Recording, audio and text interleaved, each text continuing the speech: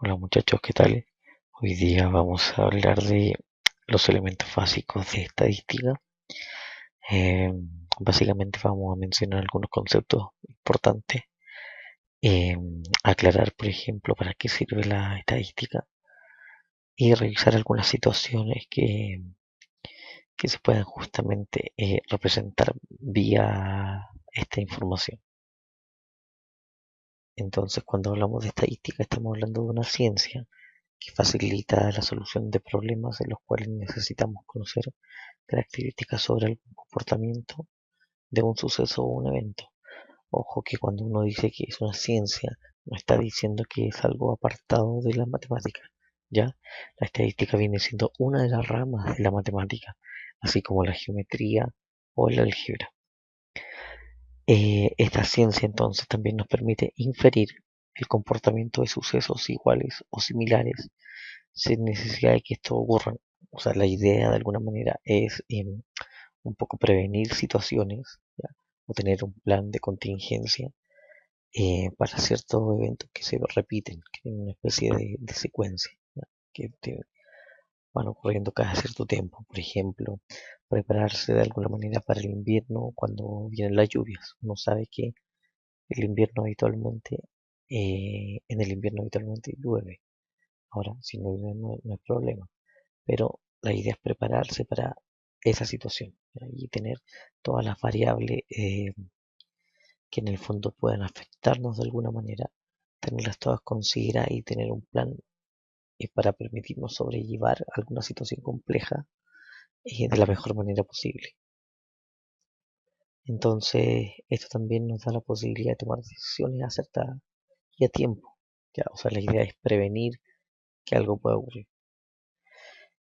También solo se realizan los cálculos y el análisis con los datos obtenidos de una muestra de población, no con toda la población. Es decir, uno, por ejemplo, puede ver qué pasa con el mismo tema de la lluvia en cierta región de una ciudad, y de esa manera uno puede intuir lo que pasaría en la ciudad completa. Ya, al menos uno se genera una idea con la cual podemos ejercer algunos planes y también realizar proyecciones para ver qué es lo que podría pasar. Por ejemplo, en nuestro país, la institución que se encarga de recopilar toda esta información, de generar conclusiones y tomar decisiones importantes en todo ámbito social, es el INE, ¿ya? Que es el Instituto Nacional de Estadística, ¿ya? Ahora, con respecto a la estadística misma, como dijimos, es la ciencia que se encarga en general se encarga de recolectar, organizar, resumir y analizar datos para después obtener conclusiones.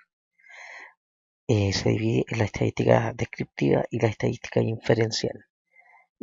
Habitualmente uno lo que estudia en el colegio es la que se llama estadística descriptiva, es la que se encarga de la recolección de información, la organiza, se encarga también de presentarla y de analizar todos estos datos, hacer estudios, cálculos estadísticos y presentar toda esta información para poder tomar decisiones de algún evento o situación en particular.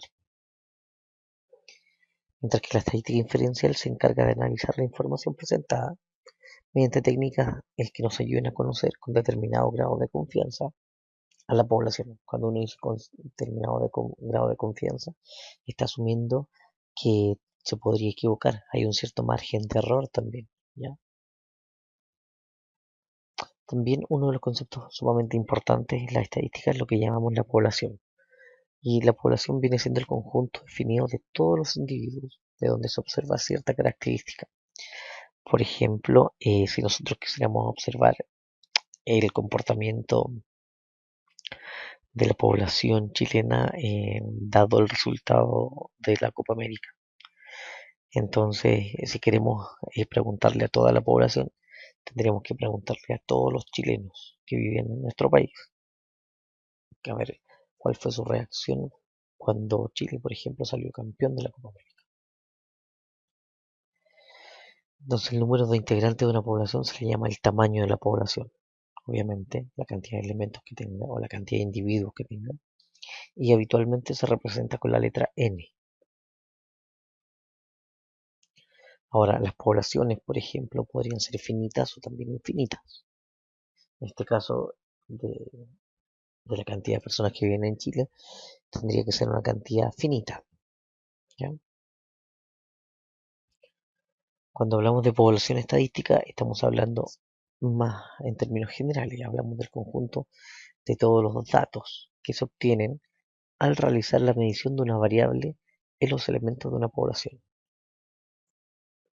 Después aparece otro concepto que es el concepto de muestra y que es un subconjunto de una población, es decir, una parte de esta población que nosotros mencionamos. Por ejemplo, eh, nosotros no podemos preguntarle a la población completa cuál fue su reacción cuando Chile ganó la Copa América. Entonces vamos a seleccionamos alguna región solamente y a esa región le preguntamos. ¿Ya? Si yo estoy seleccionando un grupo disminuido, o sea, un grupo en realidad eh, menor que la población, entonces estoy tomando una muestra. Entonces la idea es que también esta muestra intente reflejar las características de la población de la mejor manera posible. Es decir, si yo a veces no puedo hacerle una pregunta o no puedo obtener la información de toda la población por temas de que la población quizás es demasiado grande, entonces uno intenta buscar en la medida de lo posible un grupo, ¿ya? Un grupito pequeño de la población que se comporte de la misma forma que el general, ¿ya? Y este grupo que se comporta de la misma forma es un grupo representativo, por lo tanto lo podríamos tomar y solamente estudiarlo a ellos. Entonces, a partir de ese estudio, nosotros podemos sacar ideas generales de la población completa, ¿ya? Porque son bastante parecidos al resto de las personas, digamos, hablemos de personas. Entonces, el número de individuos que integran esta muestra es el tamaño de la muestra, ¿cierto? Y lo representamos con la letra N minúscula. Cuando hablamos de un individuo, es el elemento de la población o de la muestra que aporta la información sobre la que se estudia. Por otro lado, tenemos el concepto de variable. Y una variable es una característica o una propiedad de los individuos que se desea estudiar y que se puede medir o calificar. Por ejemplo, eh, queremos estudiar, eh, a ver, podemos estudiar, por ejemplo, el color de pelo, podemos estudiar la estatura, podemos estudiar el nivel socioeconómico, el nivel académico que tienen las personas, podemos estudiar cuál es su deporte favorito, cuáles son sus gustos en general de comida, de distintas cosas. Entonces, esta variable cambia o varía con el tiempo en algún individuo dado, o va a cambiar o va a variar de elemento a elemento, ¿ya? Entonces, como les decía, pues es la edad, el peso, el sexo, el estado civil, número de hijos, la cantidad de mascotas de una familia, etcétera. Cuando hablamos de un dato estadístico, estamos hablando del valor que se obtiene al realizar la medición de la característica de la variable en estudio. Pueden ser univariados, bivariados o multivariados. La naturaleza de los datos pueden ser datos de tipo cuantitativos o datos cualitativos. Si hablamos de datos cuantitativos, estamos hablando básicamente de números. Y son valores que se pueden obtener al medir, por ejemplo, el peso, la estatura, la temperatura, el número de hijos, todo aquello que me entreguen números. Mientras que si hablamos de datos cualitativos, estamos hablando de categorías y se obtienen al calificar la característica en cuestión, como por ejemplo el sexo, el estado civil, el grado máximo de estudio, el color de pelo, de los ojos, ¿ya? El gusto por una comida versus otra. Ahora, también las variables van cambiando y se clasifican en dos grupos.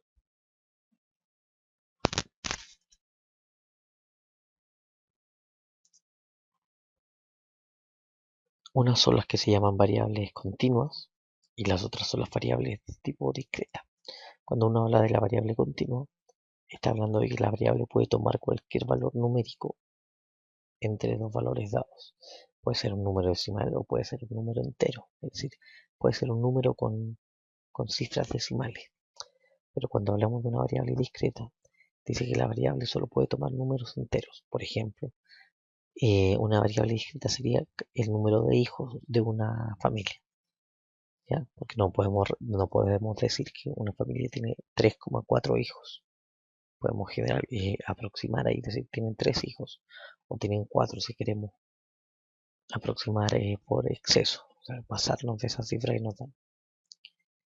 Mientras que si yo me peso, mi peso, por ejemplo, o mi masa, podría decir que yo tengo una masa de 67,94 kilos.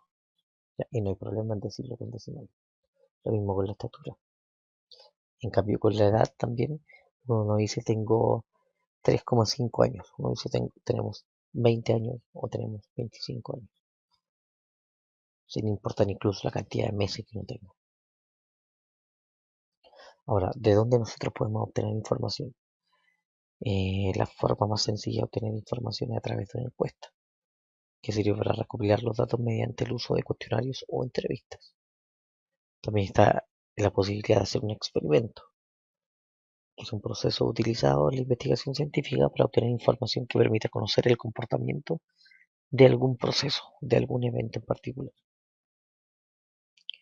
Está también lo que se llama la investigación documental, que es un procedimiento para obtener datos mediante la consulta de información, ya sea de tipo escrita y concentrada en documentos que se localizan en libros o revistas en bibliotecas o en algún centro virtual, ya que esta información esté alojada en una página web, por ejemplo. Ahora, ¿qué pasa con el redondeo de datos, la notación científica y cifras significativas? Básicamente acabamos de mencionar el redondeo. Cuando uno redondea datos, este procedimiento consiste en escribir un número que represente a una cantidad con menos cifras de las que tiene realmente para tener una idea rápida de la cantidad. O sea, cuando redondeamos lo que les mencionaba adelante, el caso de los hijos, si uno hace los cálculos matemáticos y dice que en promedio las familias chilenas tienen 3,7 hijos, no es bueno decirlo de esa manera.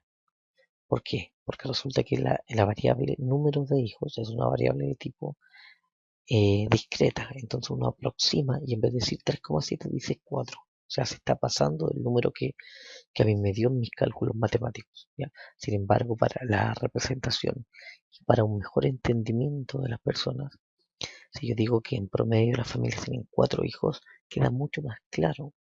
¿Ya? Queda mucho más claro para las personas esta información que decir 3,7. No hace mucho sentido decir 3,7 cuando uno habla de una variable de tipo discreta. Por eso la necesidad de redondear. ¿Ok? Ahora, cuando ordenamos datos, dice que la ordenación es el proceso mediante el cual los datos están acomodados de tal manera que se establece un cierto orden. O sea, ascendente o descendente. O sea, ascendente de menor a mayor y descendente vamos bajando la cantidad, o sea, vamos bajando el tamaño, de menor a mayor, perdón, de mayor a menor, o sea, desde lo más grande hasta lo más pequeño. Y cuando hablamos de ascendente, estamos hablando desde los más pequeños hasta los más grandes. Y hay dos métodos comunes entonces cuando uno quiere ordenar los datos. El listado en orden ascendente, y también está un método que se llama detallo y hojas. Por ejemplo, considera que la variable de estudio es el peso de 25 estudiantes y se nos entregan en la siguiente tabla.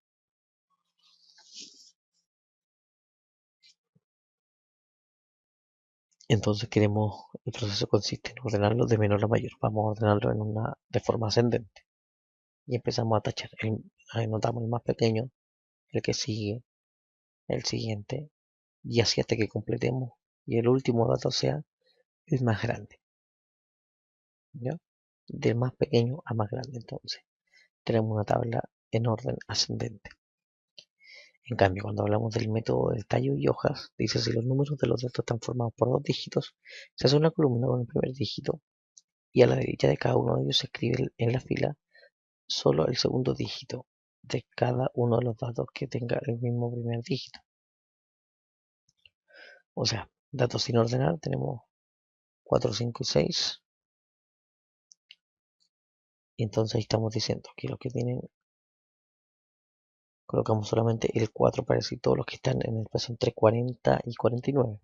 Y tenemos uno que pesa 42, 40, 48, 49, 24, 43, 44, 45. Se entiende que el 4 es la primera cifra de todos estos números. Después con el 5 ocurre lo mismo. Y después con el 6 ocurre también lo mismo.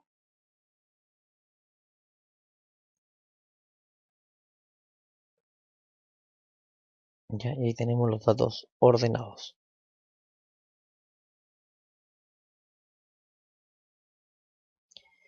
También existe lo que se llama un doble tallo.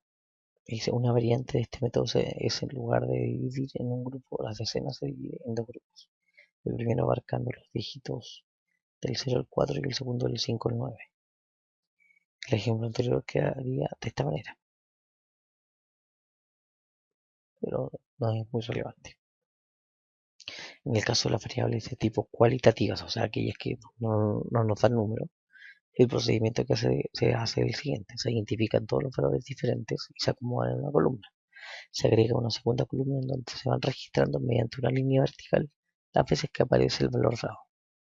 Por ejemplo, aquí tenemos que la variable en estudio es el color de la polera de 25 estudiantes. Entonces colocamos en una tabla, en una columna, los colores distintos que aparecen. Y aquí la otra columna, lo que se llama frecuencia, la cantidad de veces que se repite cada una de ellas. Y simplemente le podemos colocar palitos. Ya, ahí tenemos 3, tenemos, ¿cierto? A propósito de esto mismo, de las tablas de frecuencia, tenemos unas tablas que se llaman tablas de frecuencias de datos. Que una vez que se tengan ordenados los datos, ya los ordenamos de alguna manera, la que se nos ocurra a nosotros, la que nos parezca más fácil, se acomodan estos datos de preferencia en una tabla de distribución de frecuencia o simplemente una tabla de frecuencia. La idea de las tablas de frecuencia es poder representar esta información de la manera más ordenada posible, más clara posible, y a partir de estas tablas de frecuencia es poder empezar a hacer algunos cálculos menores para poder empezar a sacar información relevante de esta situación que nosotros estamos estudiando. Entonces, cuando hablamos de frecuencia, estamos hablando del número de veces que se repite algún dato, ¿ya? Y básicamente hay dos tablas de frecuencia, una para datos no agrupados y otra para datos agrupados. Uno dice datos no agrupados cuando son algunos números en particular, o por ejemplo colores para variables cualitativas, ¿ya? Cuando hay ciertos elementos en particular. Mientras que cuando uno habla de datos no agrupados, está hablando de, perdón, cuando está hablando de datos agrupados, estamos hablando de eh, grupos de números, que se les suele llamar intervalos. Entonces, cuando queremos hacer tablas de frecuencias para datos no agrupados, tenemos lo siguiente. Está formado por dos columnas, básicamente. Una que es la columna de la variable, y la otra columna es se hace mención, o se refiere más bien a la frecuencia. Y esta frecuencia se le suele llamar frecuencia absoluta. Por ejemplo, si tomamos el mismo caso anterior del peso de 25 estudiantes, nuestra primera columna representa los pesos posibles, los que aparecían, todos los números distintos. En la siguiente columna aparece lo que se llama la frecuencia. ¿Cuántas veces se repite cada uno de esos pesos?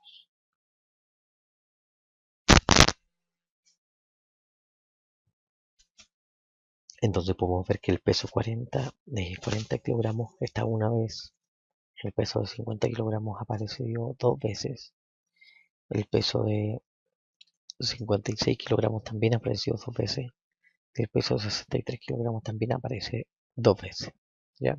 Y en total tenemos 25 estudiantes. Si uno suma todas las frecuencias me tiene que dar el total de elementos, ¿ya?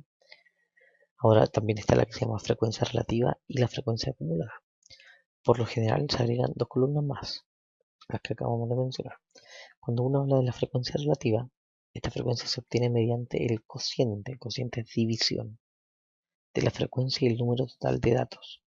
O sea, tomo el valor de la frecuencia absoluta de esa variable, lo divido por el total de elementos y me da ese valor, que se llama frecuencia relativa, porque estamos comparando la frecuencia absoluta con respecto al total de elementos, mientras que la frecuencia acumulada se obtiene sumando las frecuencias anteriores a las frecuencias de un dato dado, como por ejemplo cuando asocio a esto, cuando uno de estos premios de azar como el loto o el quino no se lo gana nadie, se acumula el premio, el pozo del premio para el siguiente juego.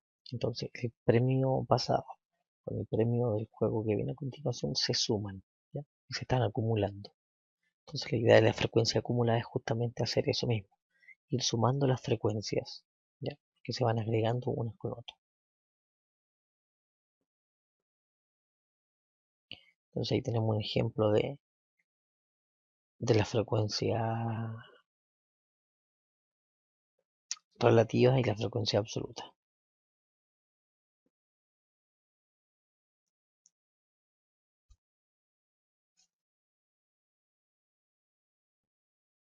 Eso es para el caso que teníamos anteriormente.